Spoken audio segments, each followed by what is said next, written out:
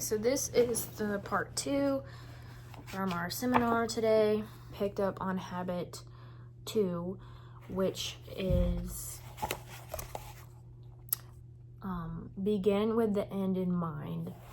So in that sense, you're thinking about kind of your future plans, and you're also developing like a personal mission statement about who you are and what your mission kind of is. Your mission doesn't have to be a professional mission, it could be a personal mission, and then you basically make your life choices, especially the big ones, around that mission. I can give you a summary of the things that I thought about for my mission. So your mission is created through your values and who you want your character to be. So my values are loyalty, commitment, listening, loving, learning, teaching. I played around with it and I did a little bit of an alliteration. Listener, leader, lover, and life partner, or something like that.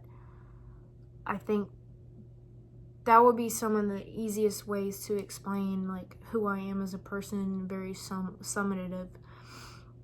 But basically, I pride myself on relationships with people. I tell myself I'm in the business of people. I'm not loving people, listening to them, understanding them, asking them questions, and trying to, teach them, educate them, empower them through the journey of life.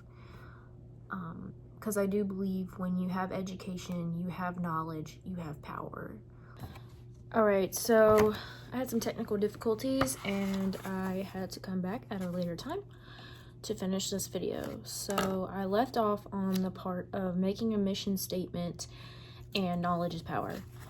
So being that I am a lifelong learner, I love education, I love teaching, I love empowering people through knowledge.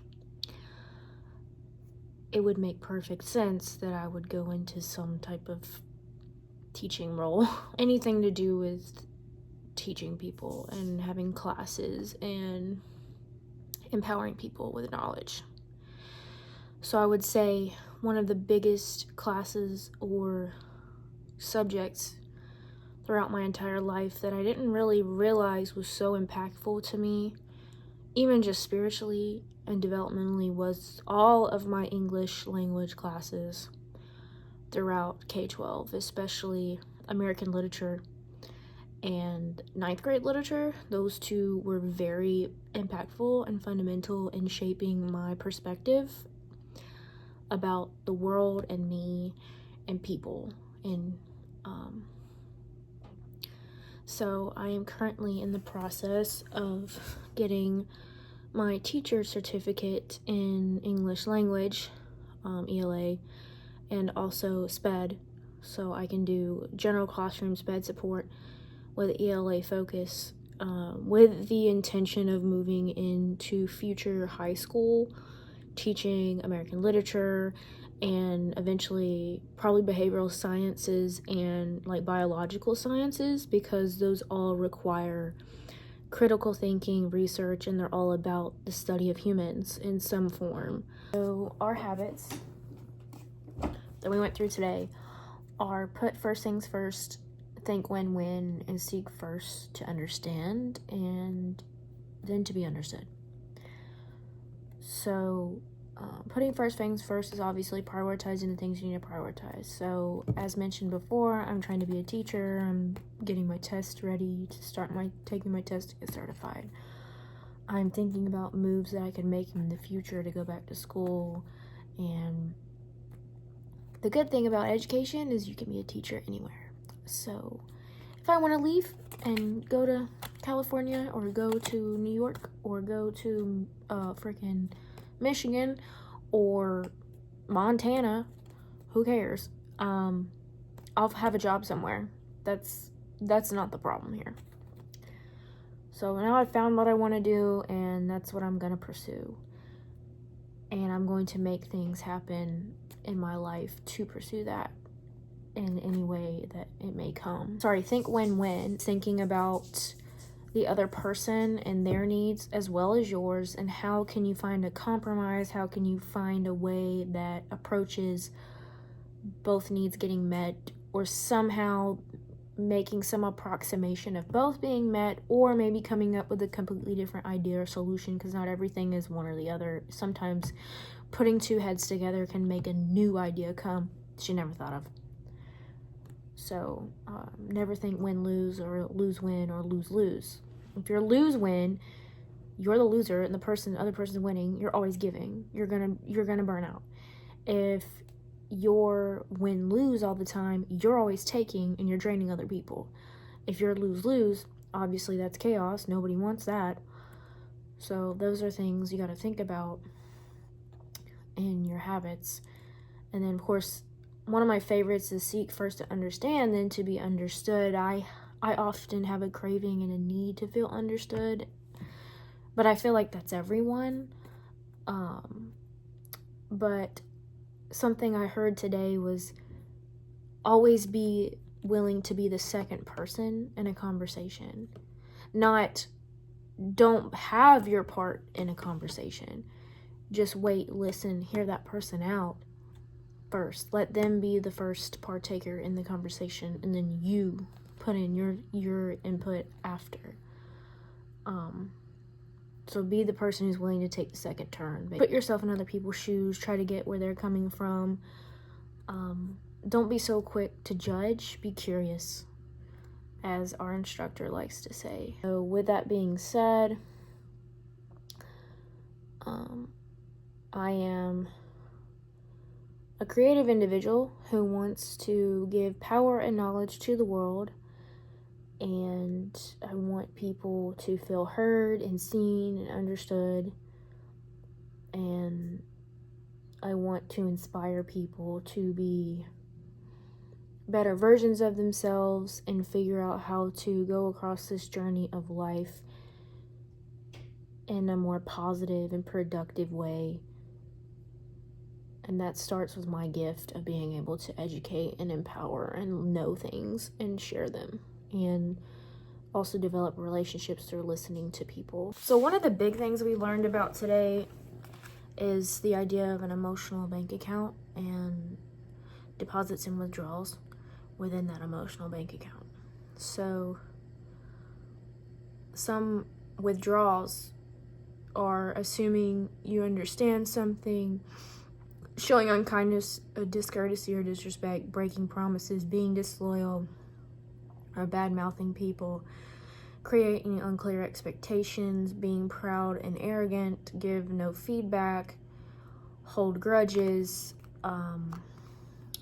We also talked about how like unsolicited advice is often a form of people trying to help you, but in fact it does the opposite of what you're intending. I get very frustrated with people who give me unsolicited advice, because in a way for me it feels like they're not seeing me and listening to me and just kind of being an ear. They're also not letting me solve my own problems, and it's almost like a threat to my autonomy, basically, when I have people give me unsolicited advice, and it becomes very overwhelming and frustrating to have to constantly make it aware to people that I do not want to be given unsolicited advice. Like, you can't control what I do, so stop trying, basically. Please stop trying to tell me what to do. UNITA is like, if I hear those words come out of your mouth, I'm going to shut down, and I'm going to get defensive, and I'm going to feel like you don't see me or appreciate me or care about me or actually hear anything that's coming out of my mouth. I often feel like I'm constantly trying to tell some people just to listen to me. So moving forward, I will try my best to make sure that I am making it clear that I don't want you to give me solutions. I don't want you to try to figure things out for me. I just want you to listen. I'm frustrated and I need to vent, and I need a person to validate that, yeah, that does sound frustrating. I'm really sorry. Like, that does sound like I could see how that could be hard. Like, I don't need a lot of coddling. I don't need all this like babying, but I do need someone to just listen.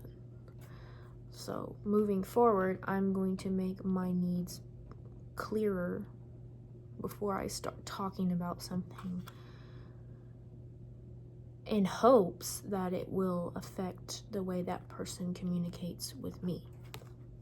The last thing we talked about was I feel statements versus you do or you are or you always statements.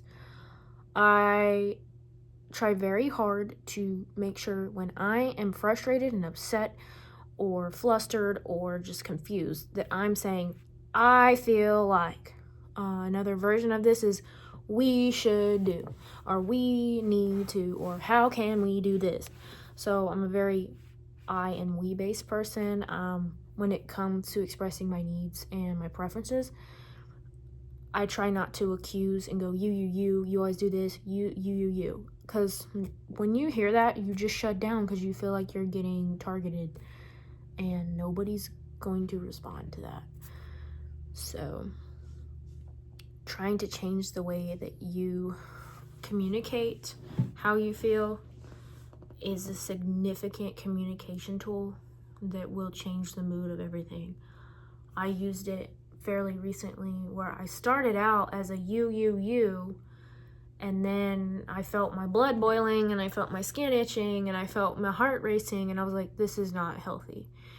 And so then I stopped and I was like, how can I communicate how I feel in this moment so that there's some level of breakthrough? And so then I started saying, well, when you do this, I feel this way, I feel this way, I feel blah, blah, blah. When you do this, like, I need this from you. Like, and so when I'm on the journey of trying to communicate my needs in a way that comes from me, and not from an accusatory or hurt approach, basically, because I don't want to be that person that's like hurt people, and then I'm the hurt person hurting people. I don't want to do that. I want to be conscious and self-aware of what I'm doing and figure out the best way to deal with something productively for both parties or everyone. But yeah, so that was some things I wanted to share, and our last workshop is tomorrow, so I will finish that when I get home and share it with you guys. Bye.